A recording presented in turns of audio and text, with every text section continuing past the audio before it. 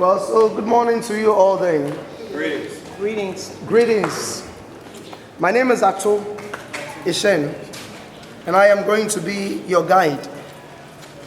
And we're going to start our tour with a first look into the historical background. We know it as a fact that in 1471 was the first time the Portuguese came over here. They came in initially to trade. And the system of trade at the time was the barter system. So then they were giving out goods for goods. When they were coming, they brought along guns, gunpowder, spirituous liquors, trinkets, among others. And they exchanged these for gold, ivory, later on the other spices.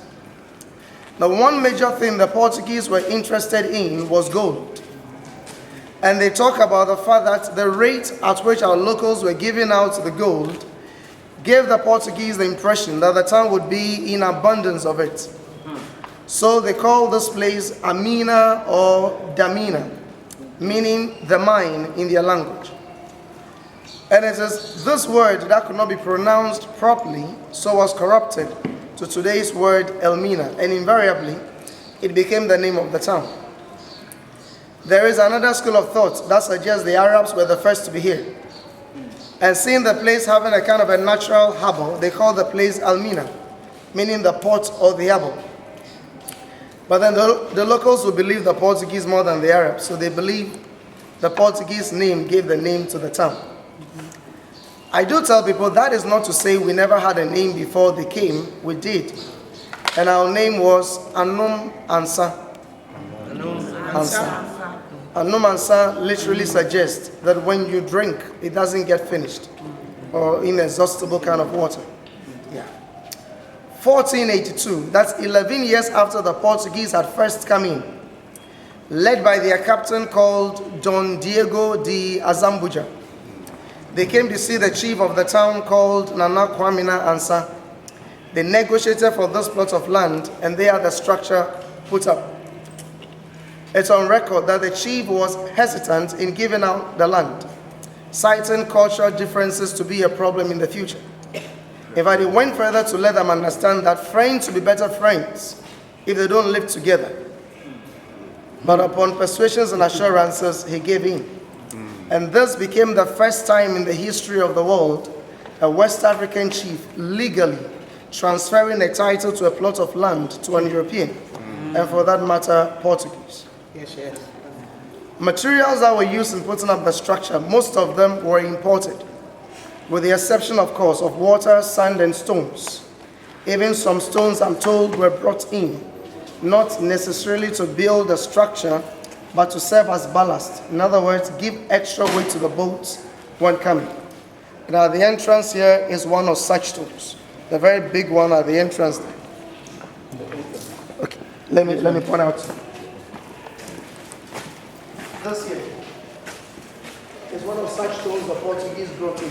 Oh, the big stone. This big one. Stone. That was bumpy. And on this tour, there are two types of bricks you can easily identify. We have the reddish ones and the yellowish ones. The reddish are said to be Portuguese, yellowish are said to be Dutch.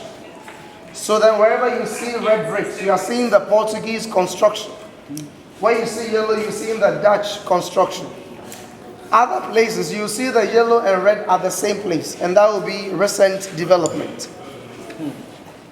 Now, to the Portuguese, there are two reasons why they built this. One, to trade. And then two, give out rooms for the missionaries who were to come in to spread Christianity. And when they came initially, they were Catholics.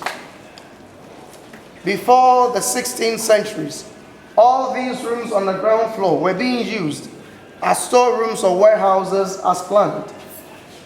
But then from the 1500s, it shifted from gold and others to human trade. And when it got started, the same storerooms we had were then converted to holding places where the Africans were kept. And at the peak of it, the whole place was talking of a minimum of 1,000 at a time. 600 men, 400 women.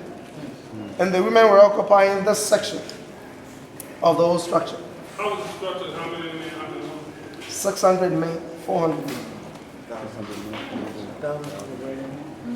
I do tell people that the Portuguese in here never got up one day and said to themselves they were going into that evil trade or slave trading.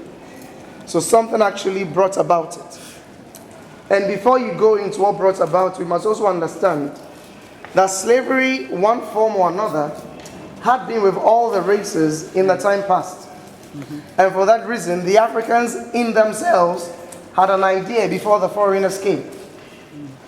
But then how it was structured in our culture was not the same as they introduced later on. Right. Yes, different form. In fact, the person that will be seen over here as a slave long before the foreigners came, to a greater extent, ought to be seen as a servant. Because in most cases, that person had rights. He could marry, raise free kids, acquire properties, pay the price on his head, he'll be a free person. It was very difficult in most cases identifying a slave from a free man, because almost same way he was sheltered, clothed, and fed. One thing that happened to the system that was even unique was the fact that the so-called slave could shift from that status to a royal status. How would that happen? One, when the man proved to have managerial ability or military skill, he could become the caretaker of the master's household. Descendants of such became royals. Women got married into the system. They ceased to be servants or slaves from then, had royal descendants. Some managed to shift from one community. They began a community for themselves. And by that shift, they all became royals. And Ghana here and now, there are so many chiefs in the various villages, communities, and towns whose ancestors, as a fact, were not royals before, but servants or slaves. And by hard work, marriage, or the shift system, descendants all over are chiefs. And partly because of that, it becomes a taboo to refer to anybody as a slave. You can't call anybody a slave today. Three basic ways one could become a servant or a slave before the foreigners came. One, you talk of prisoners of wars. Two, those convicted for some offenses. Three, those who were given out as pawns for debts. Meaning that what? If you go and borrow, the time was due for you to pay. You don't have whatever it is to pay. You could let somebody go and serve. And the period under which the person serves, he or she will be seen to be a servant or a slave. And this was already in the setup before the foreigners came. I try also to let people know that much as we would agree the Portuguese got here first in 1471, is not in any way to suggest it was the first time they started taking Africans from West Africa. No, they were taking Africans long before they got here. The first time is said to be 1440-41. Some say they took 10, others say they took 12 from a point that later on became known as Rio de Oro. Rio de Oro simply means river of gold. And this place should be somewhere up Senegal thereabout. And to them, they had only one reason for taking the 10 or the 12. To serve as a proof that they finally gotten in touch with the Africans. When they got to Portugal, then the prince saw them and was happy for two reasons. One, somewhere to be educated to serve as interpreters for the Portuguese when they came to West Africa. And two, as they put it, the most intelligent ones to be trained to become missionaries, to hasten the spread of Christianity here. But then sadly, when they got settled, they never came back as intended or planned. They rather ended up in the palaces as slaves. And from that time, no other European came over here and went back without African captives. Meaning that they started taking Africans 30 years before they first got to Elmina. And 41 years later, this was built.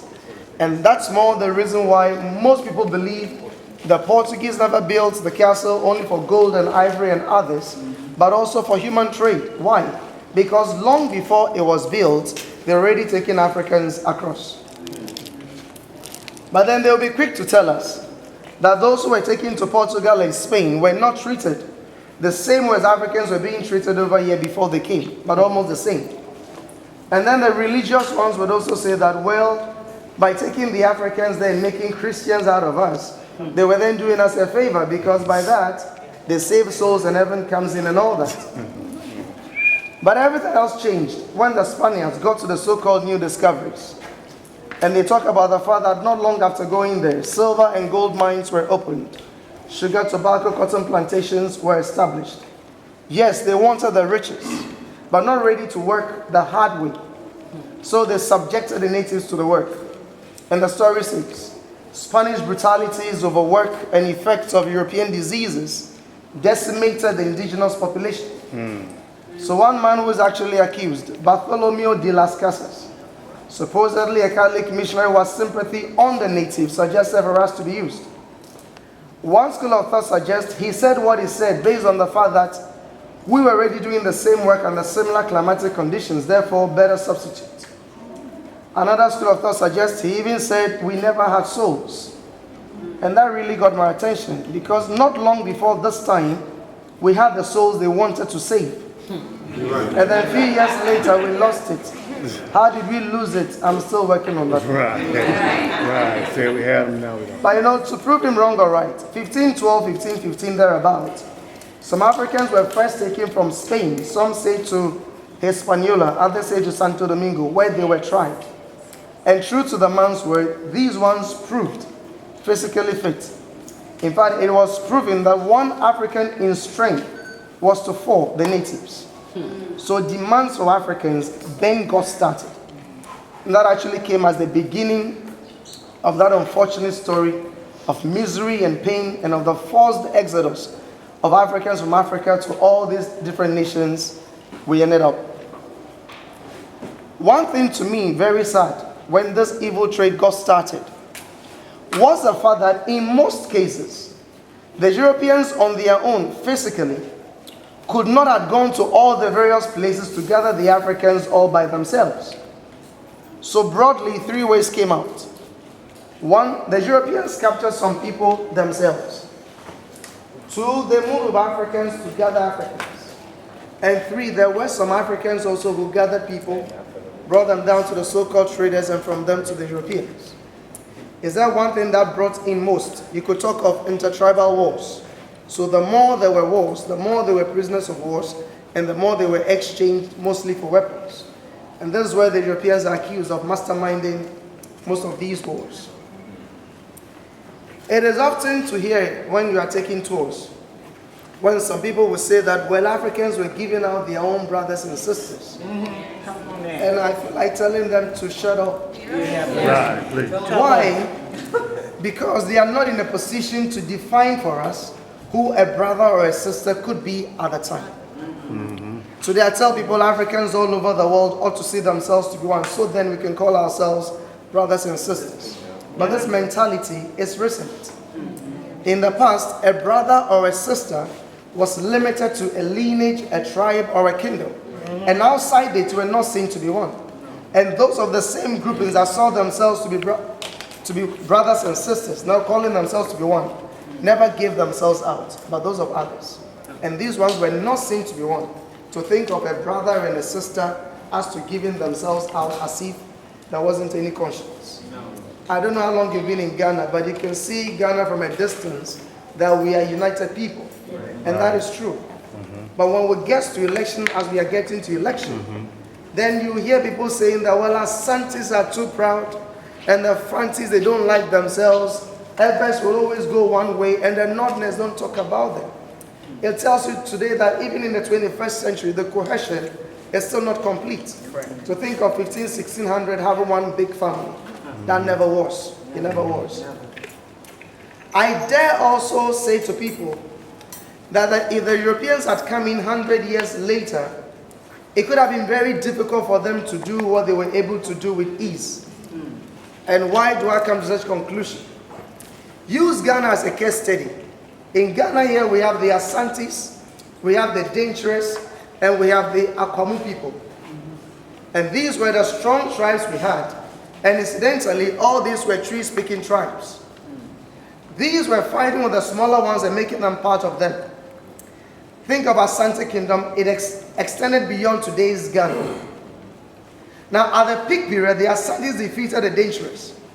And Asante with the Dangerous, Akwamu was never going to be a fight. So I'd say to people that Ghana could have become a kingdom, bigger and larger than today's Ghana. Tree would have been the lingua franca, and Asantehene most assuredly would have been the king.